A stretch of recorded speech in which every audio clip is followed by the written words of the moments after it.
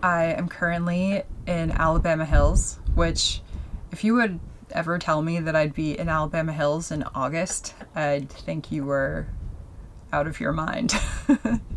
I assumed it would be ungodly hot down here, but it's actually amazing.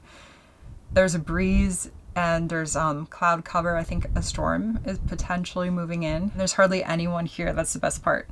There is actually a road closed coming out here, and you had to take a fairly long detour to get out to this camping area. So it's mostly deserted and I'm loving it. In the last video, I told you guys I'd give you a little tour of Brett's van, and it's been so interesting living in his van. So different than mine. And some things I'm getting really spoiled, like not having to make my bed every morning. Having this elevator bed is so luxury. I also have an oven, and I just have so much space to like walk around in the van. It's a very open air minimalist design, and it's really beautiful. Like, Brett always does an incredible job. He just has such talent for building. So it's been a really cool experience. Yesterday was especially interesting. I kind of got myself into a situation. I was looking for a new campsite, and I wandered off down this road in Mammoth Lakes, and the road kind of curved around this tree.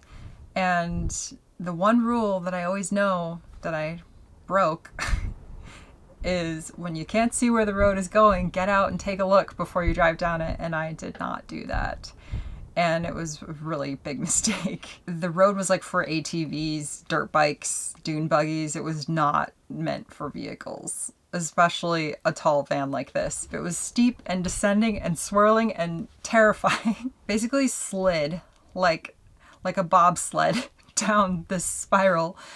And I just thought, oh my gosh, when I get to the bottom, hopefully the sand will be like, it'll be hard packed and I can turn around and try to gun it back up that hill, it was just a sand pit. Like, I immediately sunk into the sand. I got out and started digging with my hands. Finally, after some, maneuvering of the sand, I got like a little inch, and then I got another inch, and I did like a 14-point turn out of there. And then I had to try to go up that freaking hill again. I just ended up putting the pedal to the metal, doing my best to not fly off the side of the steep hill as I was going up, because I couldn't really gain that much momentum because I had to also steer as I was going up.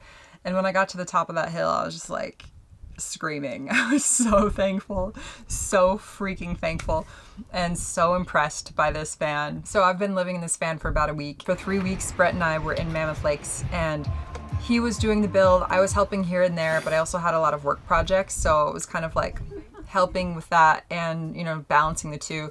And then we had to switch up locations. And so he took my van down to his workshop in Southern California, and I had to stay back in Mammoth Lakes to do some shooting and finish up some work projects. So I thought I would just give you guys a really quick tour of this van, show you a couple of the cool features, things that I'm loving. Hopefully we'll get some pink skies and stormy weather maybe, and I can show you guys the views out here. Here we have the kitchen, and we have this overhead cabinet storage up here. Latches in really solid so that when you're driving, it doesn't budge. We also have a stovetop and an oven. Can you believe this? An oven. Here is the fridge, the sink,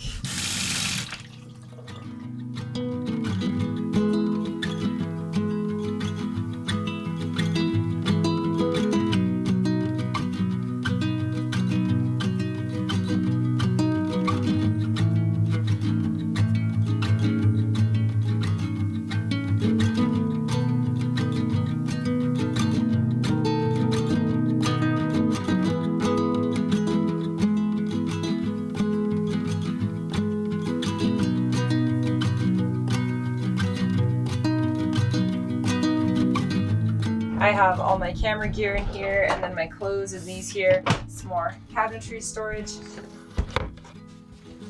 Here we have the remote for the Max Air fan and the control for the diesel heater. Check this out. Brett keeps a record player in the van. This here is extra storage, but it's also an ottoman that you can kind of move around so that you have a footrest. Here we have more drawer storage. I have my camera gear in there right now. Over here, we have the electrical compartment. Under this other seat is a 20-gallon water tank. This sliding door window is actually one of my favorite features. It actually has a built-in screen door, which I would love, love, love to have in my van. It's so nice for airflow. That there is my toilet that I put in this van because I can't live without it. Here is my favorite feature.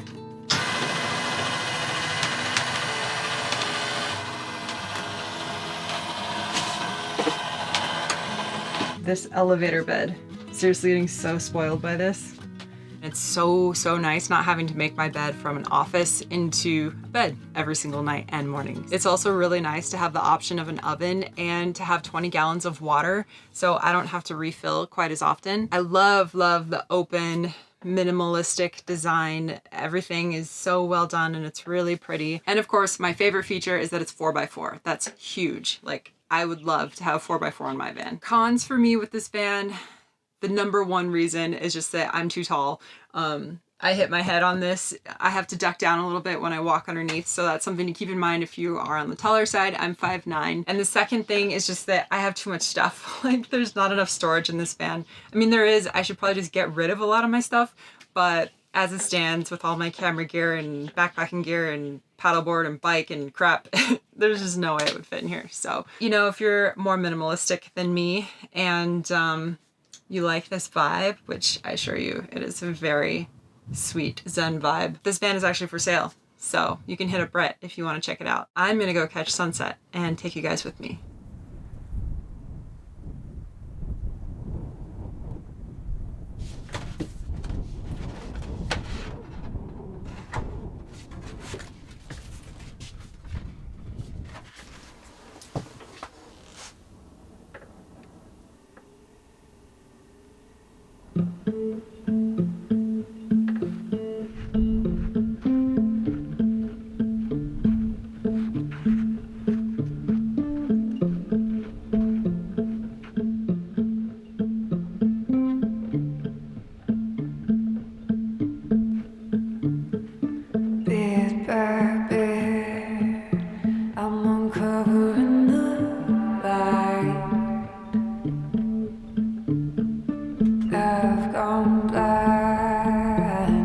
you shattered me.